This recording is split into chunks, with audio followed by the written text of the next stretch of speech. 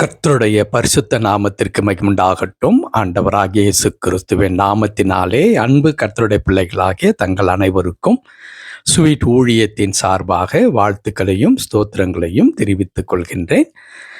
உபாகமத்தின் புத்தகம் 31 அதிகாரம் 8வது வசனம். உபாகமம் 31 அதிகாரம் வசனம் 8. கர்த்தர் தாமே உனக்கு முன்பாக போகிறவர், அவர் உன்னோடே இருப்பார், அவர் உன்னை விட்டு விலகுவதுமில்லை, உன்னை கைவிடுவதுமில்லை, நீ பயப்படவும் கலங்கவும் வேண்டாம். என் அன்பு கடவுளுடைய பிள்ளைகளே, இந்த வசனத்தில் கர்த்தர் தாமே உனக்கு முன்பாக போகிறவர் என்று எழுதியிருக்கிறது. வருடத்தின் முதல் நாளாகிய நேற்றைய தினத்திலே கடவுள் நமக்கு கொடுத்த வார்த்தையிலே இப்படிப்பட்ட ஒரு வசனம் எழுதியிருக்கிறது. அநாதி தேவன் உனக்கு அடைக்கலம், அவருடைய நித்திய புயங்கள் உனக்கு ஆதாரம், அவர் உனக்கு முன்னின்று உன் சத்துருக்களை துரத்தி அவர்களை அழித்து போடு என்று கட்டளையிடுவார். என் அன்பு கடவுளுடைய பிள்ளைகளே, நேற்றைய தினத்தில் இந்த ஆண்டிற்கான வாக்குத்தத்தமாக கடவுள் கொடுத்த வார்த்தை, இந்த ஆண்டு எப்படி இருந்தாலும் அதை குறித்து நீங்கள் பயப்பட வேண்டாம். காரணம், நான் உங்களுக்கு அடைக்கலமாகவும் ஆதாரமாகவும் இருக்கிறேன் என்று சொல்லி ஆண்டவர் நம்மோடு கூட பேசினார். என் அன்பு கடவுளுடைய பிள்ளைகளே, நமக்கு அடைக்கலமாக ஆதாரமாக இருக்கின்ற கடவுள் என்ன செய்ய போகிறார்? அவர் உனக்கு முன்னின்று என்று எழுதியிருக்கிறது.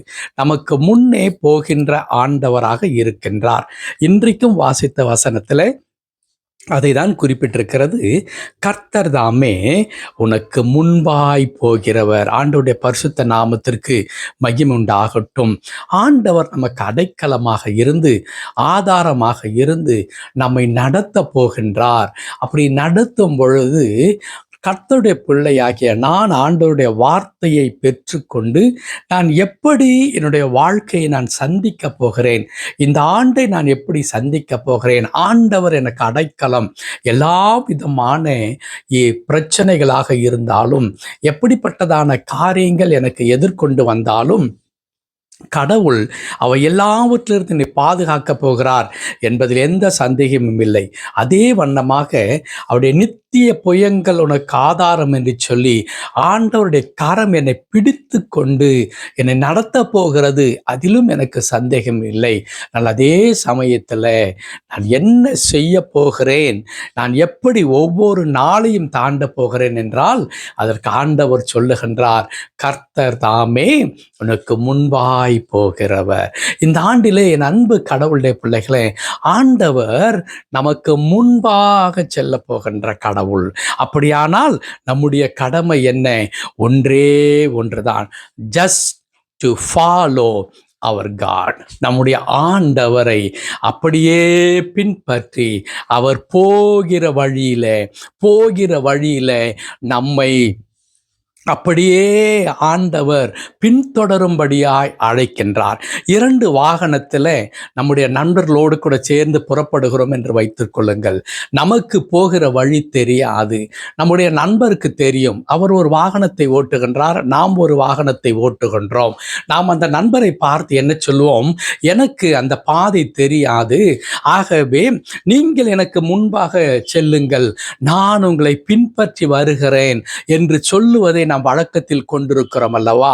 ஒரு ஊருக்கு போக வேண்டும் அல்லது ஒரு இடத்திற்கு செல்ல வேண்டும், ஆனால் அந்த இடம் எனக்கு புதிது, என் நண்பருக்கோ தெரியும், அவர் ஒரு வாகனத்தில் செல்லுகின்றார், நான் ஒரு வாகனத்தில் செல்லுகின்றேன். அந்த நண்பரை பார்த்து சொல்லுவேன், நீங்கள் எனக்கு முன்பாக போங்கள், நான் உங்களை பின்தொடர்கிறேன்.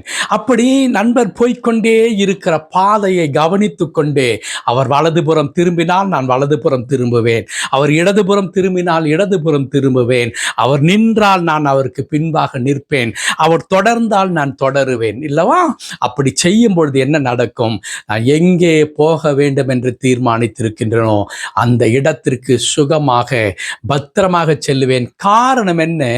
எனக்கு முன்னே போகின்ற என்னுடைய நண்பருக்கு தெரியும் அந்த இடத்தை எப்படி கொண்டு போய் சேர்க்க வேண்டும், அந்த இடத்துல என்னவெல்லாம் இருக்கிறது என்பது என் நண்பருக்கு தெரியும்.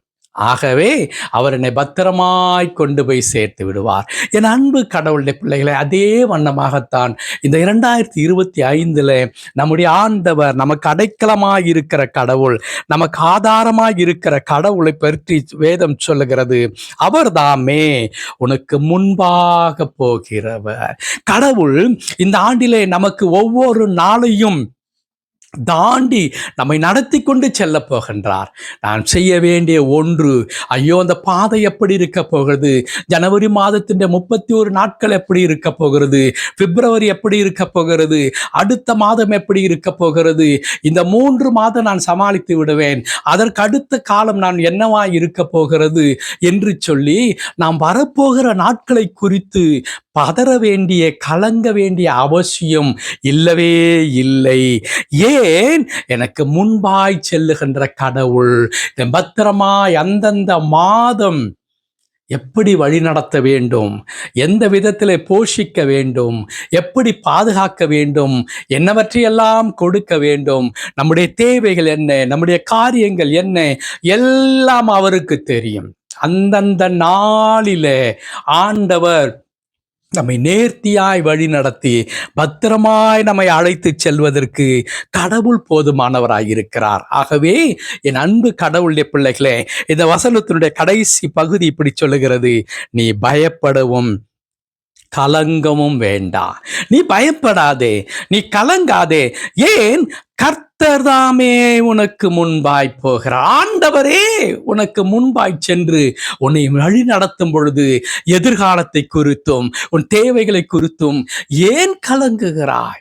அவரை பின்தொடர்ந்து போனால் போதும், அவர் பொறுப்பெடுத்துக் கொள்வார்.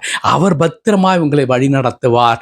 ஒரு குறைவின்றி நீங்கள் வாழ முடியும். அன்பு கடவுளுடைய பிள்ளைகளை, இந்த மாதத்தினுடைய 2வது நாளில அல்லது இந்த வருடத்தினுடைய 2வது நாளில கடவுளை பார்த்து சொல்ல வேண்டும், எனக்கு அடைக்கலமாய் இருக்கிற ஆண்டவரே, எனக்கு ஆதாரமாய் இருக்கிற ஆண்டவரே, எனக்கு முன்பாய் செல்லும்படி கர்த்தாவே நீர் தீர்மானித்து என்னை வழிநடத்த ஆண்டவரே சித்தமாயிருக்கிறபடினாலே ஐயா, நான் உம்மை பின்பற்றுவேன்.